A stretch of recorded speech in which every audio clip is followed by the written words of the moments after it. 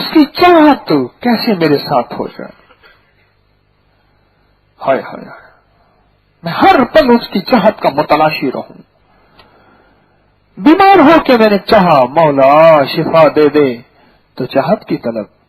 پریشان ہو کے میں نے چاہا اللہ اپنی چاہت کو سورۃ یاسین کے ذریعے اس کی چاہت کو میں نے تلاش کیا، ذکر کے ذریعے اس کی چاہت کو میں نے تلاش کیا، سجدوں اور نفل کے ذریعے میں نے اس کی چاہت کو تلاش کیا، صدقے اور خیرات کے ذریعے میں نے اس کی چاہت کو تلاش کیا، اعمال کے ذریعے میں نے اس کی چاہت کو تلاش کیا.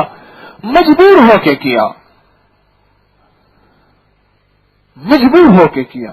وہ مجبور ہو کے بھی آ جاتا ہے، اپنی شفقت اور رحمت دے دیتا ہے، اپنی مدد کو بھیج دیتا ہے. لیکن جب مجبور نہ ہو پھر اس کی چاہت کو اپنی چاہت بنا لے.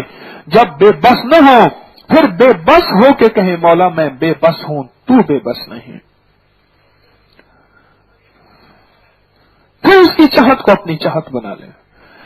اس پہ جو راضی ہوتا ہے، اس پہ جو پیار اور اس پہ جو محبت اور اس پہ جو شفقت و کریم کرتا ہے، پھر آپ سوچ نہیں سکتے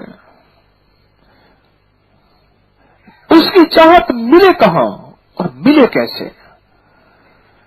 اس کی محبت کہاں ملے، میرا کام بن جائے دنیا کے بھی آخرت کے بھی. کیوں؟ ربنا آتنا فی الدنیا حسنۃ. مولا میں نے سے دنیا مانگی تو میری ضرورت رکھ دی، اس لیے کھانا میری ضرورت، پینا میری ضرورت، لباس میری ضرورت، گھر میری ضرورت، بیوی میری ضرورت، بچے میری ضرورت. مولا پھر صاحبان میری ضرورت. مولا زندگی کی ضرورتیں میری ضرورت اور زندگی کا نظام میری ضرورت.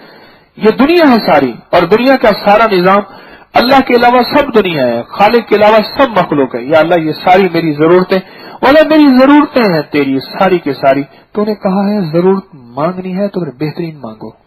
ربنا آتنا فی الدنیا حسنۃ حسنۃ.